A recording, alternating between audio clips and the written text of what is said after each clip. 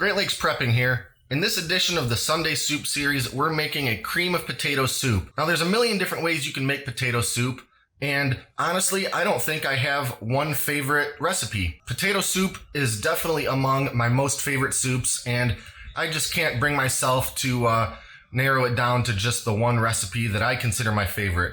But today I'm going to make one that is definitely up there in the top, let's say 2 or 3. It's not a full cream-based soup. It's actually kind of a half cream, half broth soup. It's a little bit thinner than a very thick, full cream soup, but it's super tasty, very savory, and it uses beautiful, thick-cut bacon. It's just absolutely delicious, especially on a cold day. Eat it with a sandwich, grilled cheese, or just some nice crusty bread and butter. But anyway, I'll stop talking and we'll get into the recipe. And we'll start by taking a look at our ingredients. From left to right, we have whole milk, water, diced potatoes, finely chopped onion, chopped celery, butter, all-purpose flour, black pepper, powdered ham soup base, and thick-cut bacon. We'll start by cutting up 4 strips of bacon into bite-sized pieces and frying. What we're going for is about 2/3 of the way done. Basically, we want the bacon cooked but not crispy. Next, get 5 tablespoons of butter melting in a saucepan over medium heat. Then toss in 1/3 cup onion and 1/3 cup celery. You can wait for the butter to completely melt or just throw them in now. Let it saute until the onions begin to turn translucent, but don't let them brown. In the meantime, put 3 1/4 cups water into your stock pot. Drop in 3 1/2 cups diced potatoes and let them cook on high heat until tender, around 15 minutes. Back to the roux.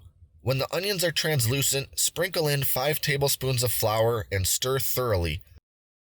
Then let the roux cook for a full minute undisturbed before starting to gradually add in the whole milk.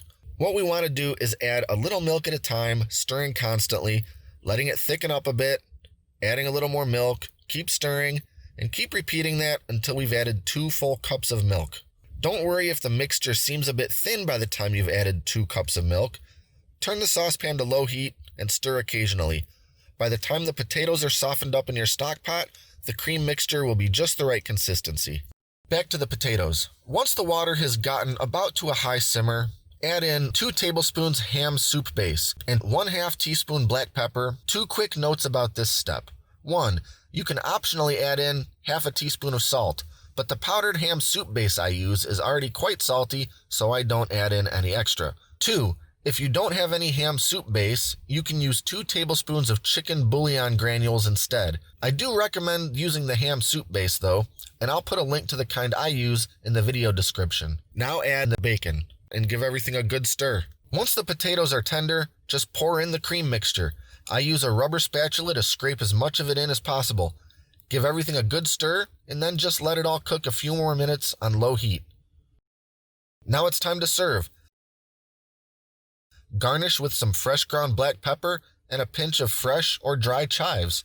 While I certainly enjoy a very thick, creamy, or even cheesy potato soup, this has become one of my go-to recipes for a hearty but not overly heavy potato soup. The thick-cut bacon ties it all together, and nothing beats a hot bowl on a cold day.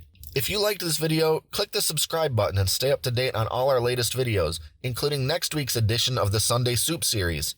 Thanks for watching and for all your continued support, and until next time, this is Great Lakes Prepping.